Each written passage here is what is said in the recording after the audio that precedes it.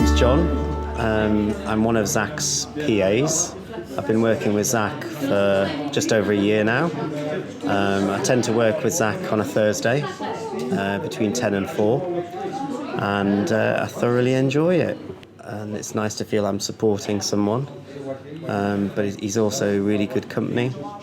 We have a laugh, we get on really well, and I think we'd regard each other as friends as well as a working relationship. We certainly go out in the evenings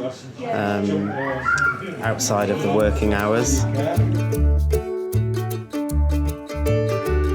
Hello, I'm Zac. He's a great person.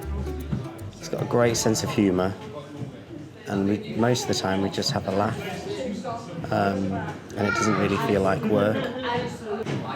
I've been pushing putting the chairs in today and cleaning the table. So I saw the advertisement online that there was a young man in my local area looking for a personal assistant, and the information given was really interesting. I thought that I could fulfil the role, and I thought I had something to offer. So I sent an email and submitted my CV and had an interview. I give him the heavy stuff when I struggle to carry the heavy stuff.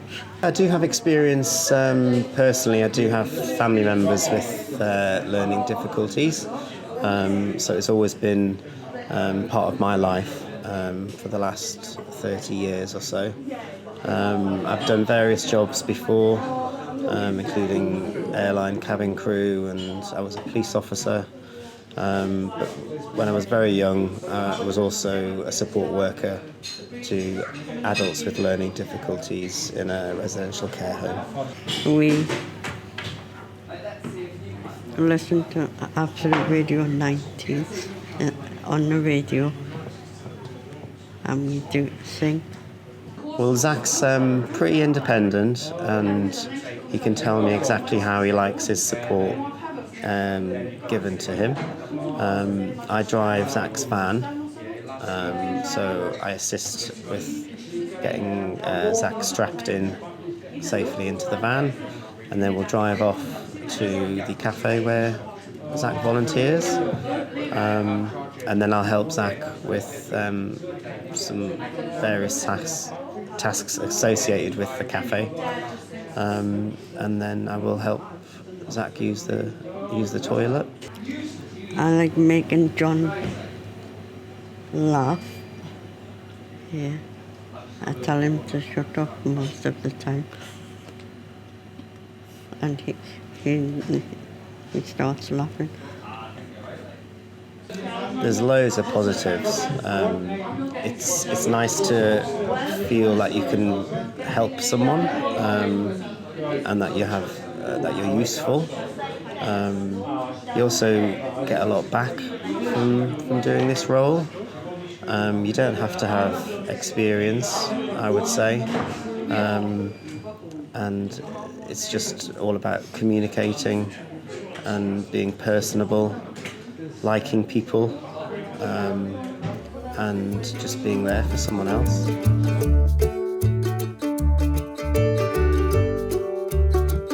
My name is Vicky Richardson, and I am Zac Richardson's mum.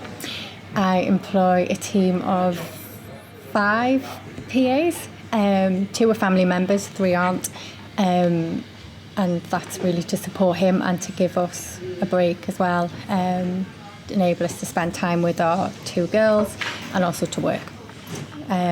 My paid role, I work for Disability North. Zac had his first PA, I think he was about 12. It was really important for me as his mum to sort of get independence at quite an early age for him. You know, a 12-year-old boy doesn't want to be going out with his parents all the time. So we looked at the direct payment scheme with the social worker we had at the time. And then it really sort of stepped up when he was about 14.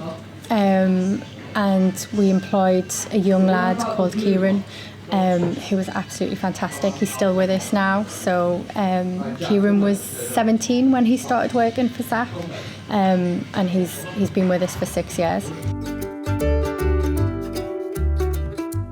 Have a really good job description is the bit of advice I would say, because that sort of sells the role. So people know exactly what's expected of them and what they're going to be doing, so you can attract the right person, and you've sort of put it out there right from the start, really. And then when you're interviewing them, sort of think about the questions, like, you know, the independence. One of the questions that we ask is, what would you do if I asked you to do something and you did it in a way that we didn't want? You know, what would your reaction be if we asked you to do that again?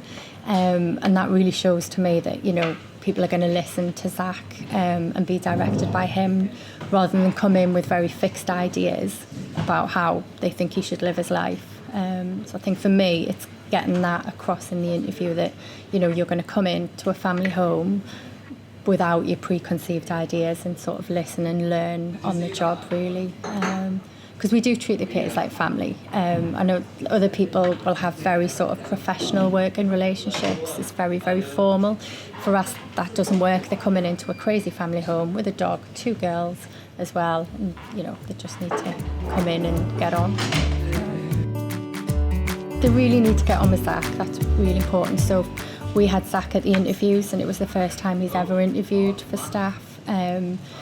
And he asked the questions. You know, I discussed with him what he wanted to ask, and for Zac, it's really important.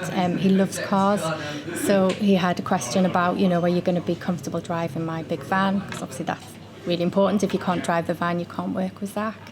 And then he asked a question about, are you comfortable around dogs? Because we've got a small dog. But Zac also really loves dogs, so, you know, you can see then if they then expand on that and say, oh yeah, I really like dogs, you can see if there's something in common. And they have to be patient and be prepared to listen to his questions, because he asks lots of questions. And for the PAs that we've got, it's great to see them just answer the questions, even if they're the same sort of questions that he's asking all the time.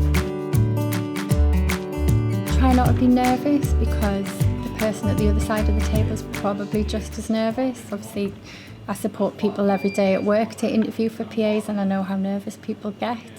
I think be honest. If you don't understand something, ask. One big thing is, don't ever ask somebody what their condition is. That's really rude. So if somebody comes to an interview with Zac and they sort of obviously see Zac using his wheelchair and say, oh, well, what happened to you? What's wrong with you? That's not the right approach. All the information that you need, first of all, will be in the job description. So, yeah, just be honest, be yourself, and if you're not sure, ask. So sometimes I think, should I really be getting paid for this? But that's what I like the most.